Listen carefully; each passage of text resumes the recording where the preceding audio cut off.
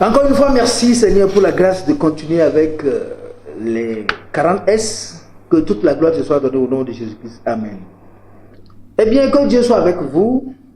Nous venons de voir, on a vu déjà 4 S, la séparation, le salut, suivre, la souffrance. Et aujourd'hui, nous allons voir la soif. Alléluia. Quand un enfant est né, il a soif de quelque chose.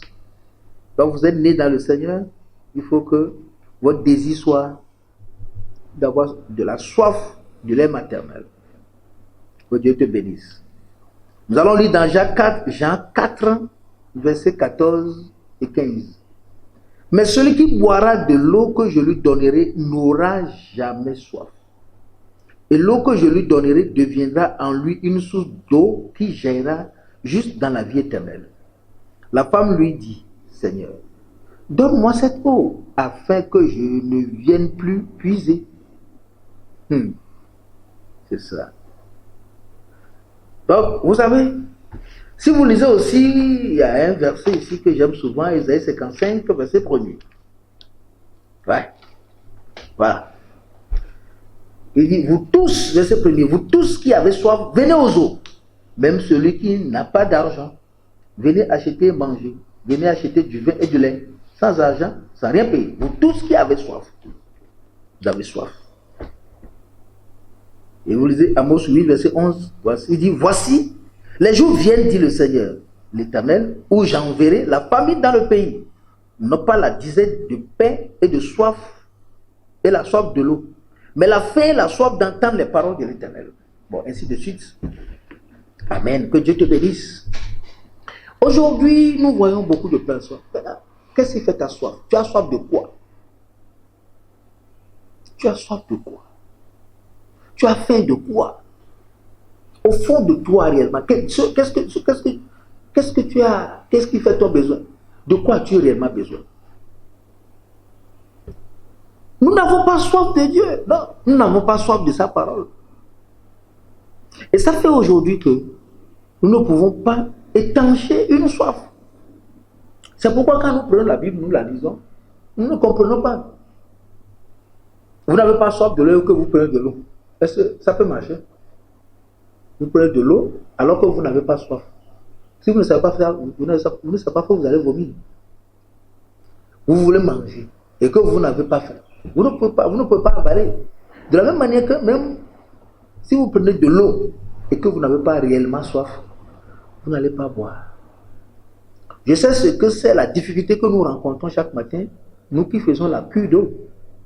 Quand le matin, sans rien manger, sans débabouer, tu prends un litre de demi d'eau et tu bois à 4 h du matin, à 5 h, à 6 h, ça dépend du moment où vraiment tu te réveilles.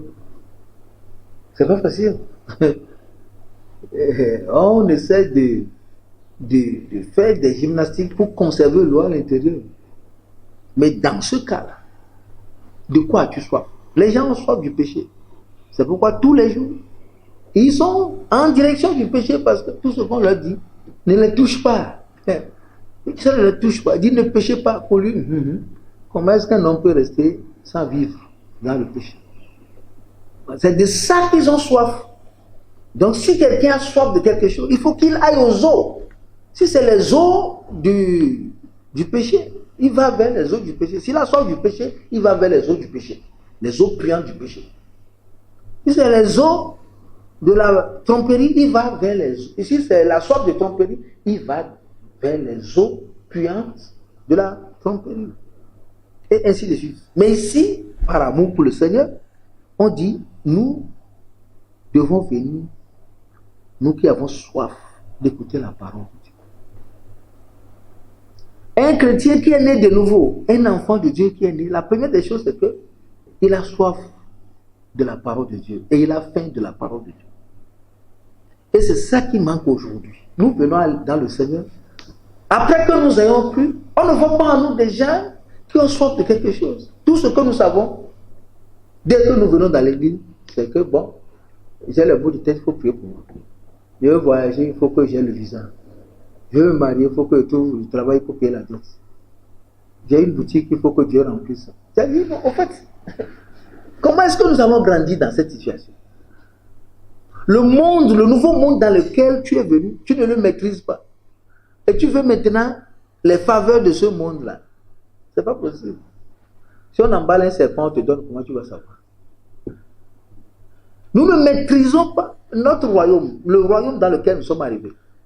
En tant qu'enfants de Dieu, est-ce que nous maîtrisons la nouvelle ville, la nouvelle identification, le nouveau monde dans lequel nous sommes, l'église, le monde de Dieu, la vie de Dieu, le temple de Dieu? Est-ce que nous maîtrisons ça? Non. Nous ne connaissons même pas nos droits dans la parole de Dieu. Nous ne connaissons pas nos devoirs dans la parole de Dieu. Nous ne savons pas réellement ce que nous pouvons faire, ce que nous ne pouvons pas faire. Nous ne savons pas nos limites, nous ne savons pas nos droits, nous ne savons pas nos devoirs, nous ne savons pas nos qualités, nous ne connaissons rien au sujet de la nouvelle vie. Nous n'avons soif de rien. Je rends grâce à Dieu. Les premiers jours, quand Dieu m'a donné la grâce de venir à lui et de croire, j'ai cru un 18 janvier. Déjà le 21 janvier, j'avais ma première Bible. En ce moment-là, il n'y avait que lui, c'est bon. Ah. Il fallait comment je chérissais cette Bible. Je lisais la Bible comme je devais lire les cours. Ça m'a fait du bien. Et c'est dans les premiers mois de ma nouvelle naissance que Dieu m'a donné le verset, Genèse, le chapitre 12, verset 2. Il a dit, je ferai de toi une grande nation, je te bénirai. Je rendrai ton nom grand et tu seras une source de bénédiction. Je bénirai ceux qui te béniront, je maudirai ceux qui te maudiront. Toutes les nations de la terre seront bénies en toi parce que tu as obéi à mon nom. Ouais, ça dit le verset qui m'a marqué depuis le premier jour de ma vie chrétienne, c'est ça. J'avais soif, je ne savais pas. Je voulais lire la Bible, je voulais écouter la parole de Dieu. Ça dit, je me posais souvent la question de savoir, est-ce qu'il n'y a pas de réunion aujourd'hui? Quand on finissait une réunion, moi je disais non, on ne devait pas s'arrêter. J'avais soif. Je ne sais pas si aujourd'hui, nous avons soif de cette chose. En ce moment-là, il n'y avait pas l'internet, il n'y avait pas les téléphones portables. Au moins, il y avait de la place dans notre cœur pour croire quelque chose. Le chrétien aujourd'hui, dès qu'il vient à l'église, il est déjà surchargé. Son WhatsApp est en train de tourner minute après minute. L'internet est là. Les messageries sont là. Les pornographies, tout est dans nos trucs là. Ça fait que nous sommes tellement rassasiés, nous avons été totalement... Nous n'avons pas de soif parce que nous avons été étanchés, pas d'autre chose. C'est rare de trouver les chrétiens se lever le matin et de saisir leur Bible et de lire. Ils n'ont plus cette joie, ils n'ont plus cette vie en nous. Non, ça ne leur dit plus rien. Jusqu'à quand notre vie va commencer par trouver le chemin de la parole de Dieu, où nous aurons la soif et la faim de la parole de Dieu.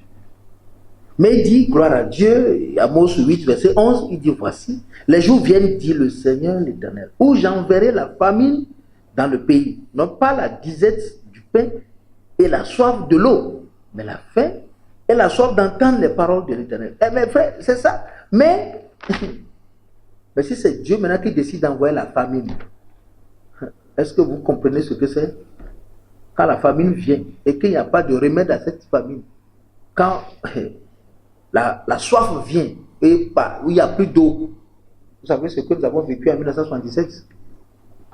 La faim et la soif. Ici, la Bible dit, voici les jours viennent, dit le Seigneur l'Éternel, où j'enverrai la famine dans le pays. Non, pas la disette du pain et la soif de l'eau, mais la faim et la soif d'entendre les paroles de l'Éternel. Il dit, ils seront alors errants d'une mer à l'autre, du septentrion à l'orient. Ils iront ça et là pour chercher la parole de l'Éternel. Et ils ne la trouveront pas. Tu vois? Ça veut dire qu'au moment où Dieu lui-même va s'élever pour créer la faim et la soif, les gens auront maintenant faim et soif, mais ne trouveront pas la parole de Dieu, ne trouveront pas la nourriture et le breuvage qu'il faut pour satisfaire leurs besoins. Donc si aujourd'hui, Naturellement, nous n'avons pas faim et soif de la parole de Dieu. Nous n'avons pas la soif d'entendre les paroles de Dieu. La soif d'obéir à la parole de Dieu. Le jour où Dieu va s'élever pour créer lui-même. La soif de la parole de Dieu. Il faut savoir que il y aura pénurie. Et en ce moment-là, nous aurons simplement faim, mais nous n'aurons rien à manger. Nous aurons simplement soif, mais nous n'aurons rien à boire. Et c'est maintenant que le salut est proche de nous qu'avant, que nous devons demander à Dieu. Si nous n'avons pas la faim et la soif de sa parole, la faim et la soif de sa justice, et ainsi Dieu va nous aider. Jésus dit, mais celui qui boira de l'eau que je lui donnerai n'aura jamais soif. Et l'eau que je lui donnerai deviendra en lui une source d'eau qui jaillira juste dans la vie éternelle. Est-ce que vous savez que Jésus est l'eau vive? Est-ce que nous aimons boire l'eau qui est Jésus, la vie qui est Jésus? Est-ce que nous aimons entendre parler de Jésus? Que nous aimons entendre parler de Jésus? Est-ce que nous aimons que Jésus soit là, en train de nous parler tout le temps? Est-ce que nous sommes vraiment enclins à écouter la parole de Dieu? Donc, si nous aimons la parole de Dieu et nous sommes engagés à l'obéir, notre vie sera différente. Que le Seigneur t'aide à prendre au sérieux de cette situation. Parce que notre faim, notre soif aujourd'hui, c'est le monde. Les gens ont faim du monde, ils ont soif du monde. Ils font tout pour le monde. Ils ont les goûts du monde. Ils ont les plans du monde. Ils ont les projets du monde. Mais ceux qui ont réellement la faim, la soif pour le Seigneur ne sont plus nombreux. Parce qu'il y a pénurie d'enfants réels de Dieu. Le véritable enfant de Dieu, il y a pénurie aujourd'hui. Parce que tout le monde ne veut pas la chose que Dieu veut. Et c'est dommage. C'est pourquoi quand vous lisez Matthieu, le chapitre 5, verset 6, il dit, heureux ceux qui ont faim et soif de la justice, quand ils seront rassasiés. Si vous n'avez pas faim, vous n'avez pas soif de la justice, de la parole de Dieu, vous ne pouvez pas être étanché. Vous ne serez pas rassasiés. Que le Seigneur te bénisse à prendre ça au sérieux. Nous allons voir le 6e S qui est semé. 1 Jean, le chapitre 3, verset 9. 1 Jean, le chapitre 3, verset 9. Quiconque est né de Dieu ne pratique pas le péché, parce que la semence de Dieu demeure en lui. Et il ne peut pécher parce qu'il est né de Dieu.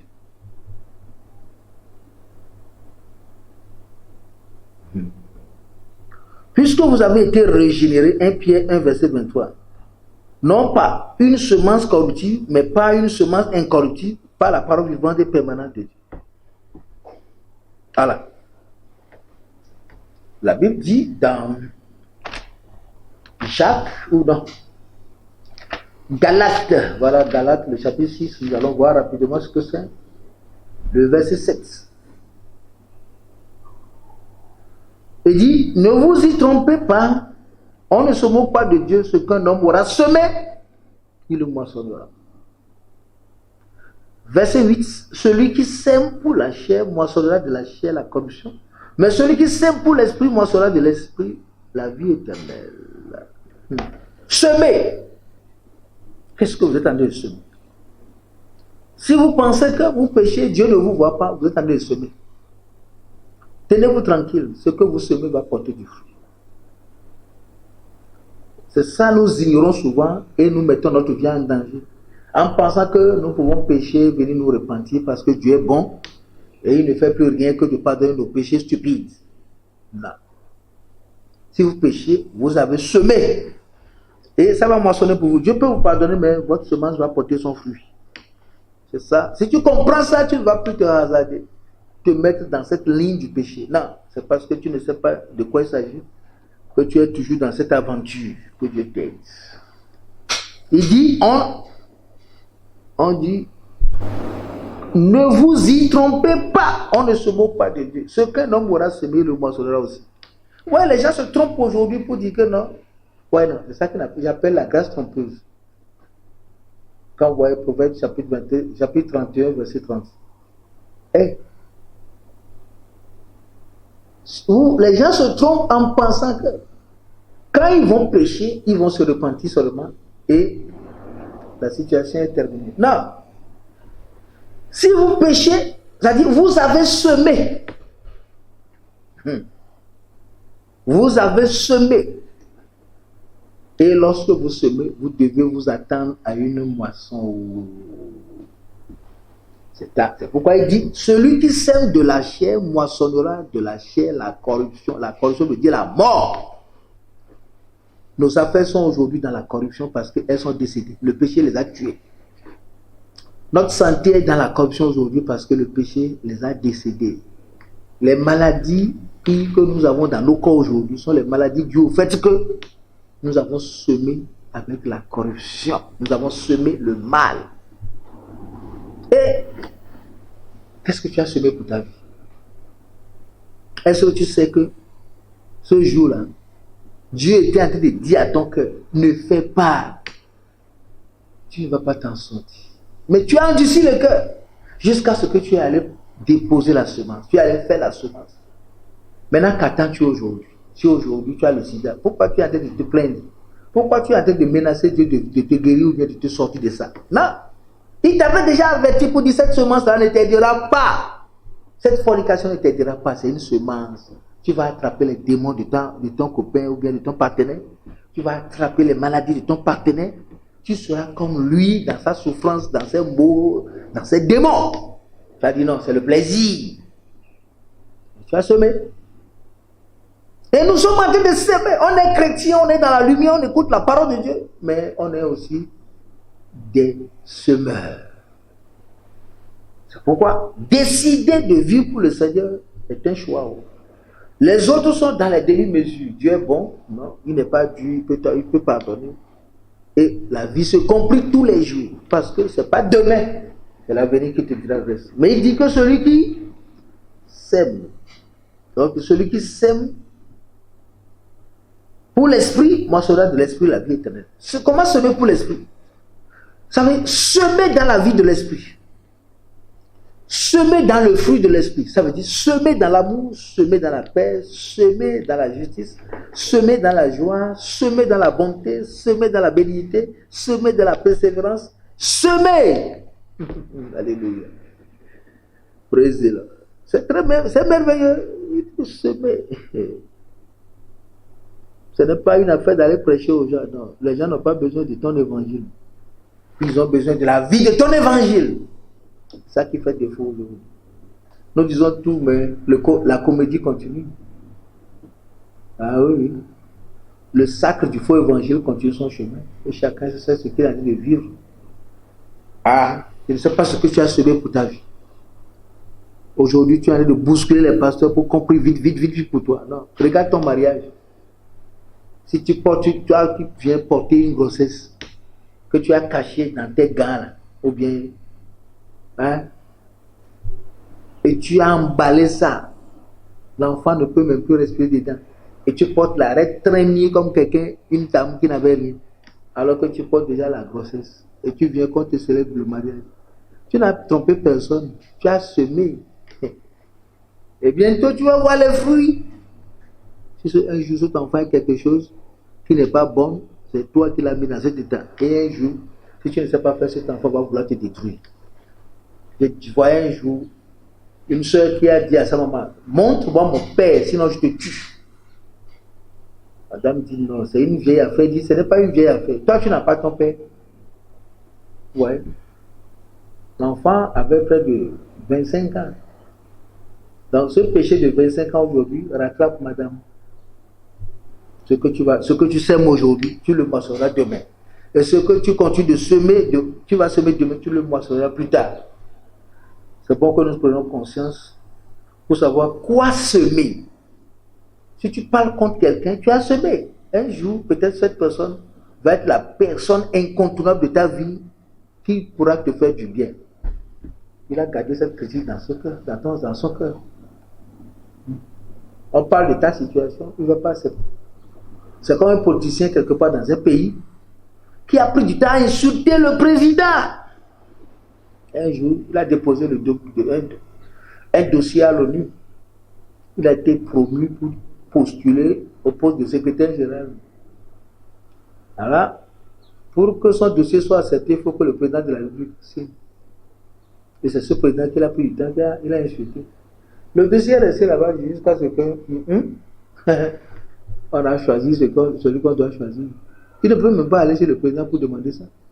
Il dit qu'il est taré, non. Mais on veut la situation, la signature du taré pour te postuler. Méfions-nous avec ce que nous racontons. Nous allons rencontrer des choses sur notre chemin au point où il sera difficile pour nous. Je me rappelais qu'un jour, quand j'ai cru, il y avait un professeur de sport. Donc, en première, j'ai commencé par me vivre bien. J'étais en seconde, dans la pagaille. J'insultais, c'était une dame, j'insultais le professeur de sport. Et elle m'a balancé 2, coefficient 2. Au lieu de 15, je me suis retrouvé à 11 de moyenne. Parce que ça agit sur toutes les autres moyennes. Quand on m'a donné 2 en sport, elle est allée faire le rapport à la direction et on m'a donné aussi 2 de conduite. Alors qu'on a mis le sport et la conduite coefficient 2. Imagine-toi. Bien que j'ai 19 partout, ça a chuté. Au lieu de 15 de moyenne, premier de la classe, j'ai bien reçu 11 seulement. Ça, j'ai semé, j'ai moissonné. C'est pas fini. 1 an, 2 ans, 3 ans, je suis allé au baccalauréat. J'ai travaillé correctement. Mais c'est le même sport qui m'a fait échouer à la différence d'un seul point. Ce que j'ai semé, je l'ai moissonné. Et ça dit, dès que je suis allé prendre le relevé, j'ai dit ça, j'ai insulté ce professeur, Dieu ne m'a pas pardonné. J'ai vu la note, j'ai crié. 1 point, j'ai repris le bac. Donc, il faut faire attention à ce que tu es en train de semer aujourd'hui. Quand tu vois quelqu'un, tu l'insultes. Quand tu vois quelqu'un, tu le méprises. Oh, c'est pas lui que tu méprises, tu es en train de semer. C'est pas le pasteur que tu es en train d'insulter, tu es en train de semer. C'est pas sa femme que tu es en train de critiquer, tu es en train de semer. Un jour, tu vas mentionner ça. Toi, tu vas penser que tout est fini, mais ta semence est en train de grandir petit à petit. Et si ce que tu as semé est comme le baobab, ça peut prendre 20 ans sans que tu n'aies pas de conséquences. Mais après 20 ans que le baobab va commencer à porter du fruit, il faut voir combien de temps les gens vont manger. Et combien de personnes vont manger le baobab, ça va finir. C'est pourquoi aujourd'hui, certaines souffrances ne finissent pas. Parce que c'est des souffrances créées dans la semence du baobab. Que Dieu nous aide. C'est facile de voler quelqu'un et de partir un jour. Tu as semé, tu moissonneras. Nous avons vu des choses où nous sommes rattrapés par nos conneries de semences. Nous sommes rattrapés. Celui qui a commis la fornication ne pourrait jamais savoir qu'il aura le sida.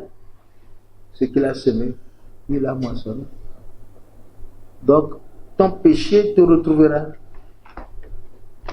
On va lire Nombre, chapitre 32, verset 23, je pense. Ouais. Verset 23. Il dit, mais si vous ne péchez pas aussi ainsi, non, mais si vous ne faites pas ainsi, vous péchez contre l'Éternel. Sachez que votre péché vous atteindra. Ce que vous faites aujourd'hui va vous atteindre. Ce que vous faites aujourd'hui va vous retrouver. Le péché est une semence. C'est une semence. Aujourd'hui, des gens, à cause de la pornographie, sont morts. Des femmes sont mortes. Mais nous sommes entêtés. À un moment donné, personne ne voulait écouter son frère. On dit, c'est ma vie, laisse-moi tranquille. Et si je meurs, c'est ton problème. Laisse-moi mourir. Non. C'est bon. Aujourd'hui, tu as la bouche. Tu n'as pas encore les conséquences en toi. Mais je vais te dire que ce que tu sèmes, tu vas le moissonner. Judas a semé d'être traite. Il a semé la traîtrise. Il a vendu Jésus. Qu'est-ce qui lui est arrivé? Il s'est pendu, il est mort. C'est comme ça. Géasi a semé la tromperie. Il est revenu avec la lèpre. Nous savons moissonner. Tout le monde est en train de moissonner. Akan a semé le vol. Et il a été détruit, lui et sa famille. Cosmi et Zimri ont semé la fornication. Et ils sont morts. Anania et Saphira ont semé le vol. Et ils sont morts. Ils ont semé le mensonge. Ils n'ont pas dit la vérité à Pierre. Et ils ont moissonné la mort automatique. C'est plein dans la Bible. Moi, j'ai vu dans ma vie des choses que j'ai semées qui sont retombées sur moi. Qu'est-ce que toi tu as déjà semé? Ou bien qu'est-ce que tu as déjà semé dont tu n'as pas encore moissonné? Attends, tu moissonneras. On ne peut pas fuir la semence. C'est ta semence, elle porte ta marque, elle va te retrouver. Vous allez faire le voyage ensemble. C'est ta semence. Ce qu'un homme aura semé, il le moissonnera. Si tu as passé le temps à haïr Dieu et à l'insulter, tu le moissonneras. Que Dieu te bénisse. Je prie pour que cette parole te fasse du bien. Je prie pour que les téléspectateurs comprennent que nous sommes vraiment en danger. Tout est en train de nous poursuivre. Nous n'avons pas la soif pour Dieu. Et nous ne pouvons pas semer les bonnes choses, semer la justice, semer la paix, semer la vie. Seigneur, sauve-nous. Au nom de Jésus-Christ. Amen.